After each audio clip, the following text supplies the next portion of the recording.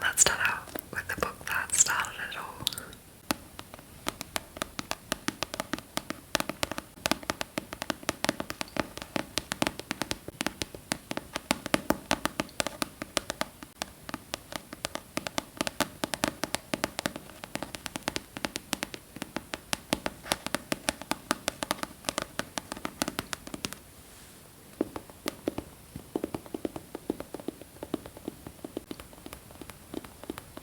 This one is called A Court of Thorns and Roses, and it's by Sarah J. Maas. This one is also known as ACOTAR, and it is very popular on BookTok.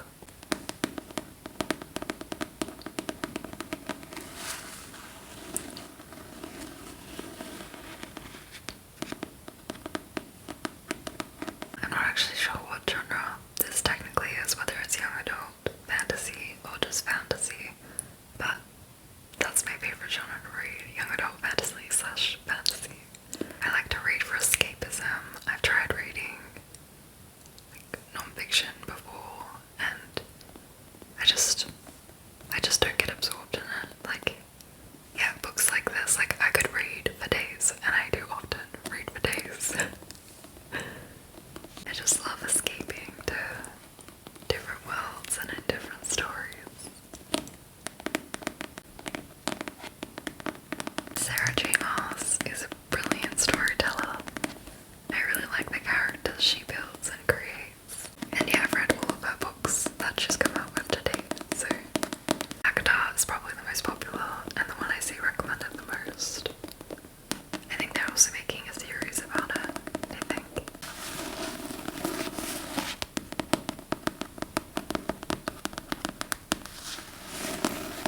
So this isn't actually my favourite series that the author's done. It's done 3. And I would rank this one 2 out of 3. My first favourite is the Throne of Glass series. So this one is Throne of Glass.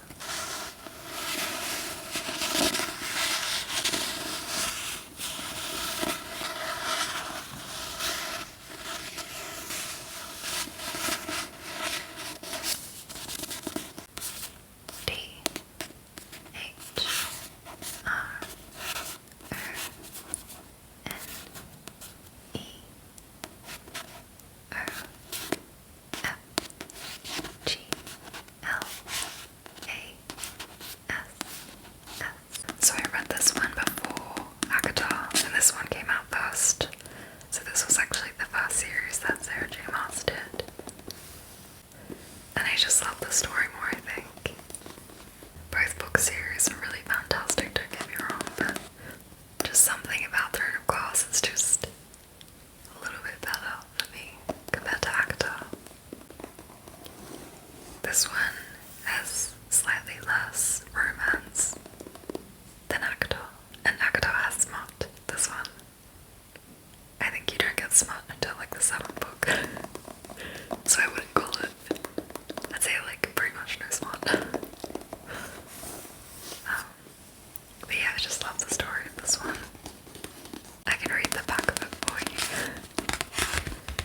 Meet Selena Sardathian, beautiful, deadly, destined for greatness. Like, come on, that sounds amazing already. Sign me up. In the dark, filthy salt mines of Endovia, an 18-year-old girl is serving a life sentence. She is a trained assassin, the best of her kind, but she made a fatal mistake. She got caught. Young Captain Westfall offers her a deal, her freedom in return for one huge sacrifice. Selena must represent the prince in a to-the-death tournament, fighting the most gifted thieves and assassins in the land. Live or die, Selena will be free. Win or lose, she's about to discover her true destiny. But will her assassin's heart be melted? I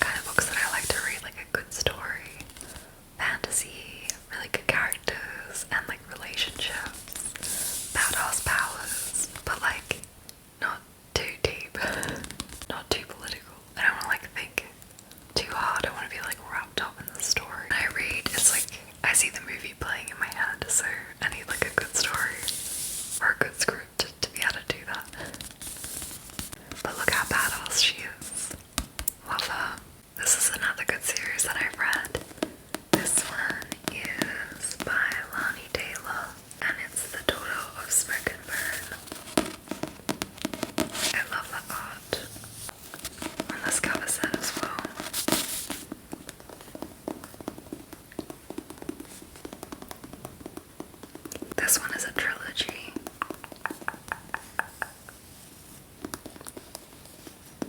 And I've read all three multiple times.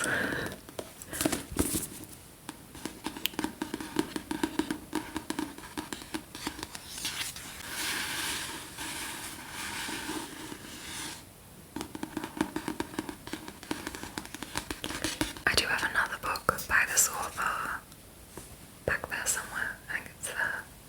I haven't actually read it. It's been on my to-do/to-read list. So this one. In general, Kuru has managed to keep her two lives in balance. On the one hand, she's a 17-year-old art student in Prague. On the other, an errand girl to a monstrous creature who is the closest thing she has to family. Raised half in our world, half in elsewhere, she has never understood Brimstone's dark work, buying teeth from hunters and murderers, nor how she came into peacekeeping. She is a secret even to herself, plagued by the sensation that she isn't whole. Now the doors to elsewhere are closing, and Kuru must choose between the safety of her human life and the dangers of a nearly destroyed world that may hold the answers that she has always sought. That made me want to read it again.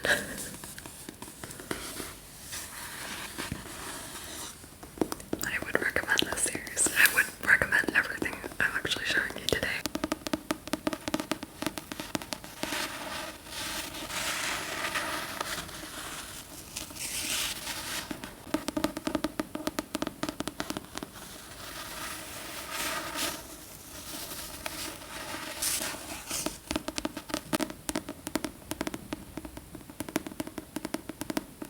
This next one is a dystopian book. I had to remember what it was called there for a second. I think a young adult dystopian book. The author is Marie Lou.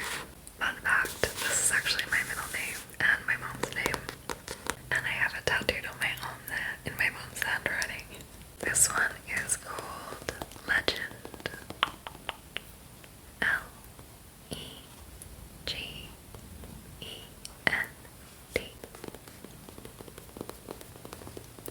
This one is also a trilogy, but there's been more books in the series. I think I've read like the fourth one, but then it's like other characters and other books, and the characters in this one are like in the background, I think.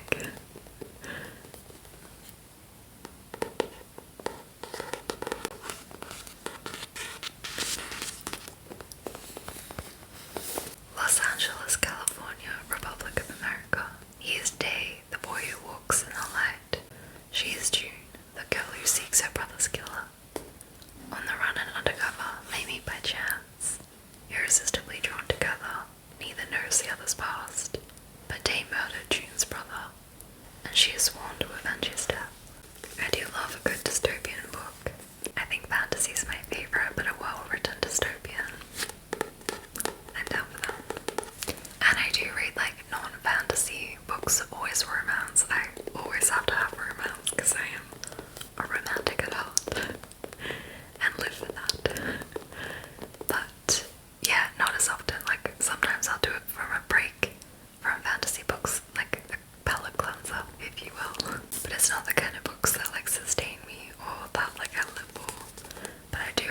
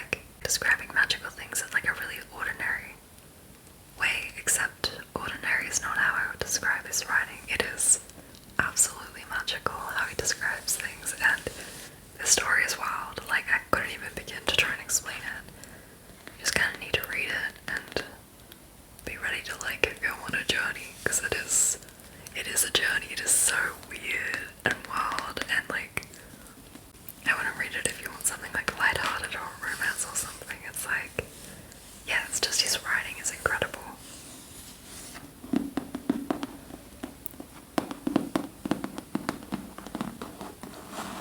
He also wrote Love in the Tower of Cholera, which is another one of his famous books. This beautiful version of the book I actually found randomly, where were we? In Philadelphia, I think. Yeah, my parents used to live in Washington DC, so I was visiting them and we were in Philly. I think like the Philadelphia markets, and there was a random bookstore and this was there, so I had to get it. I'd never seen a cover like this one before.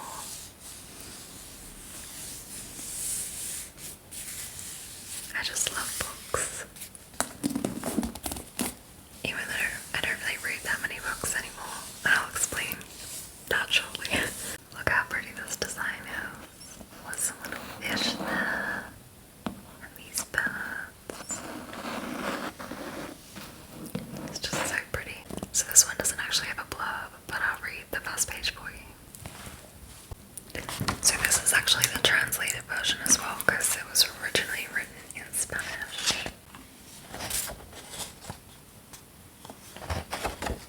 Many years later, as he faced the firing squad, Colonel Aureliano Buendia was to remember that distant afternoon when his father took him to discover ice. At the time, Macondo was a village of 20 abode houses, built on the bank of a river of clear water that ran along a bed of polished stones, which were white and enormous, like prehistoric eggs. The world was so recent that many things lacked names, and in order to indicate them, it was necessary to point. Each year during the month of March, a family of ragged gypsies would set up their tents near the village, and with a great uproar of pipes and kettle drums, they would display new inventions. First they brought the magnet, a heavy gypsy with an untamed beard and sparrow hands who introduced himself as Malgaides, put on a bold public demonstration of what he called the eighth wonder of the learned alchemists of Macedonia. He went from house to house, dragging 2 metal ingots, and everyone was amazed to see pots, pans, tongues, and braziers tumble down from their places and beams creak, from the desperation of nails and screws trying to emerge, and even objects that had been lost for a long time appeared from where they had been searched for most, and went dragging along in turbulent confusion behind Malgaides' magical lions. Oh my god, it's hard to read. Okay, so that was the first page. Oh my god, I just had a flashback. One of the characters is called Remedios the Beauty, and I remember naming like one of my World of Warcraft characters after her. I am such a nerd. So that's 100 Years of Solitude. But yeah, like his writing is just magical and amazing, and I've never come across anything like it before. So this one is also a trilogy. This one is actually the 3rd book, and it's called The Winner's Kiss by Marie I'm not even Rutkowski. I think that's how you say it, Rutkowski. The reason why I'm showing you the 3rd one is because it's actually my favorite, and I've read just this 3rd one. I've lost count of how many times. So I read the first 2 books a few years ago, and I read the 2nd one and it ended on a really big cliffhanger. And for some reason I thought the 3rd book was out already, and it wasn't. And I was like, not okay. Like, you know when you get like really absorbed in a book series. And yeah, I just like was like not okay. I was like, how do I survive the next 6 months waiting for this book to come out? And then this book finally came out, and I loved it. Like, it was just, this book is like perfection to me. It's just written in a different way compared to the other 2. Like the series progressively got better for me, and this one in particular, I love it so much. It's just the best conclusion to a series I've probably ever read. And I think I feel this emotional connection to it because I waited for it, and yeah, it was like when like you're craving a meal and then you eat it and then it's better than you ever imagined. That's what this book was to me. So I had to give a special mention to this one.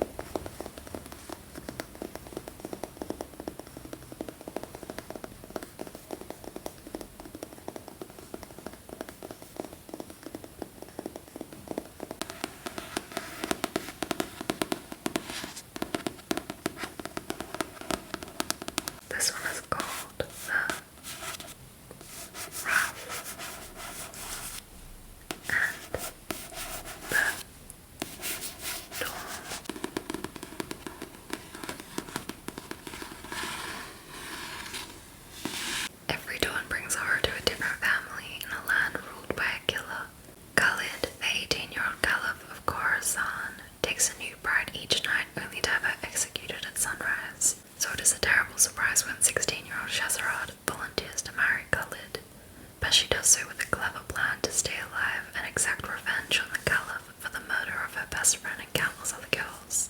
Shazzy's wit and will get her through to the dawn that no others have seen, but with a catch: she may be falling in love with the murderer. Shazzy discovers that the villainous Boy King is not all that he seems, and neither are the deaths of so many girls. It's up to her to uncover the reason for the murders and to break the cycle once and for all. So I'm pretty sure this is based on like a famous story. I think.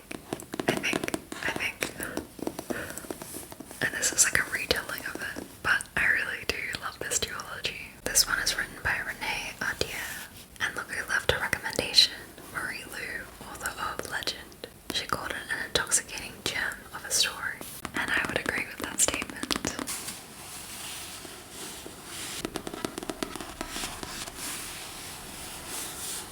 I remember really liking the character of Shazzy in this.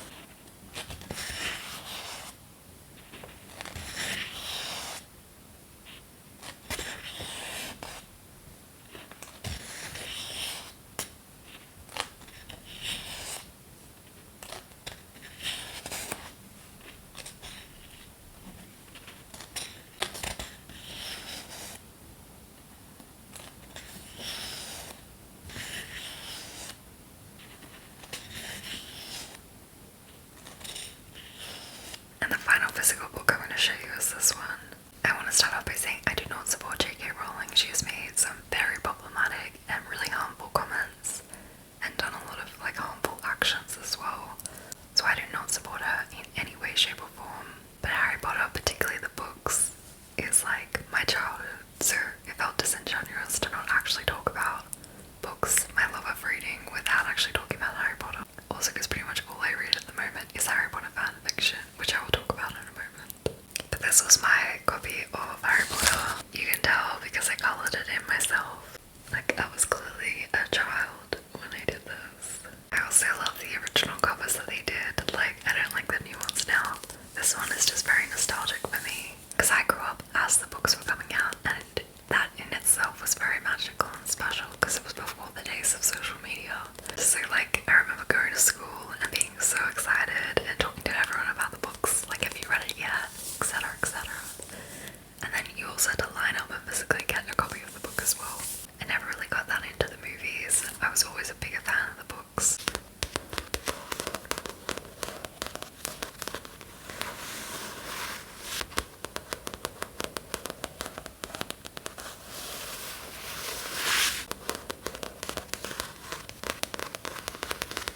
The reason why I wanted to end on this one as the last physical book to talk about is pretty much all I've been reading for the last year and a half is Harry Potter fanfiction. So I get all of my fanfics from this website called AO3, which is also known as an archive of our own, and I download them to my e-reader. So this is pretty much everything I've been reading for the last year and a half. I'd heard of fanfiction before, but I never actually read any till the beginning of last year, and it was actually a TikTok that got me into it. I saw this Harry Potter fanfic called Manacled recommended to me, which if you've read it you know it's like a hectic one to start with because it's very dark, like Voldemort wins the alternative universe. But oh my god, it just blew me away. Like I rapidly became obsessed with fanfic, and now I have a spreadsheet that I use to track all the fanfics that I read. I still just read